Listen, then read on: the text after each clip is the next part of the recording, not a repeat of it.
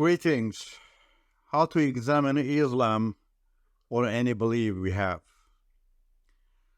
We all need to test our belief or any belief that is offered to us so that we do not attach ourselves to it without an assessment. For this reason, I want to give you a few tools today which will equip you in assessing the credibility of your belief and as to whether you should keep it or not. My focus today will be on Islam, but you can use the same tools to evaluate whatever belief system you wish to examine, be it Christianity or socialism, New Age, etc. and etc. We all need to shed light on beliefs around us for the sake of preserving our human dignity, since beliefs affect our identity in every way. After captivity, the price of freedom will be very high. Firstly, because false beliefs have already enslaved us to wrong thoughts and wrong behaviors, and thereby prevent us from easily admitting our mistakes. Secondly, because opportunists get to power, they seize power and close all the doors to reform. And on top of that, they torture and kill their opponents. I can give you the Iranian Revolution of 1979 as an example. Those of us who played a role in that revolution aimed at more freedom and social prosperity. In the first year after the revolution, everyone joined whatever belief they wanted to pursue their goal for achieving freedom and prosperity. Like many others, I also stuck to Islam. But my experience proved that not only did our beliefs not shed any light on our path, but they also submitted us much more to the clutches of darkness. This was because all belief systems known to me at that time believed in dictatorship in one way or the other and acted against freedom or choice. Our ignorance regarding our beliefs caused such damage that is not easy to repair now. Many of us who are now against the government of the Islamic Republic of Iran still live in denial that Iran cannot achieve freedom with Islam and with the beliefs that are hostile to freedom. So far, no Islamic country has been able to taste freedom in its true meaning. Turkey is the only Islamic country that invested a lot and wanted to taste freedom under the leadership of Atatürk. The government officials in Turkey, along with an army committed to Atatürk, did not allow Islamic government to be established in that country for more than half a century. But instead of fighting against the dictatorial nature of Islam and reveal this to people, they fought with the children of that dictatorial Islam.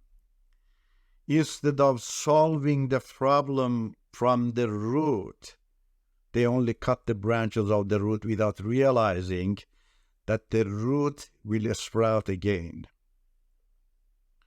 Now we can see why the freedom lovers of Turkey were unable to achieve their goal after decades of struggle, and how the country fell into the hands of Islamic State yet again. I gave this example especially for those Iranians who think that Iranians can support a freedom-seeking government by supporting a secular system despite sticking to their Islam. We saw in front of our eyes that the Shah of Iran, who had tendency towards secularism, was unable to lead Iran to democracy because of Islam. We also saw in recent years how the secularists of Iraq and Afghanistan took action, but because of the inseparableness of Islam from their lives and their nations, they not only did not succeed, but were even more trapped. Islam is a dictatorial policy that has infiltrated every corner of Muslims' culture.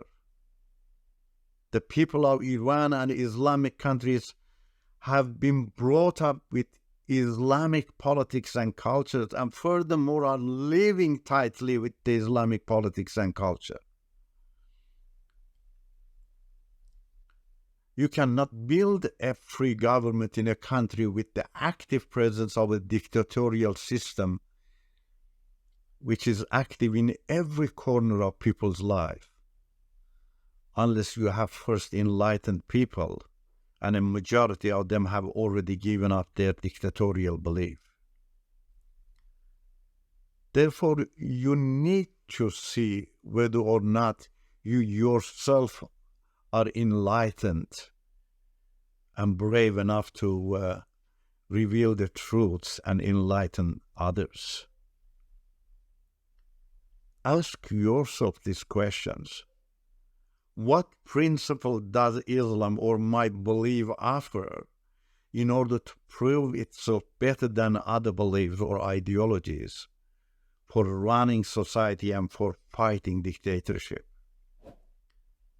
Does Islam or my belief have any comprehensive and evaluative principle whereby people can understand the significance of freedom through studying the history of human experiences, and therefore accommodate themselves in such a way so as to exercise freedom and act friendly and creatively in every way of life? How does Islam or my belief guide education in the fields of individual freedom and research for discovering the right way, in the fields of social relationship, leadership, politics, criticism, ethics, or other life issues? Does it respect my freedom in every way? Please go to the Daniel Shaiste YouTube channel and watch my episodes about diverse topics, and realize that Islam or the Quran have nothing to offer you but the irrational compulsion of its mobs. My talks will also help you to find a friendly place for yourself in the family or the society you live with.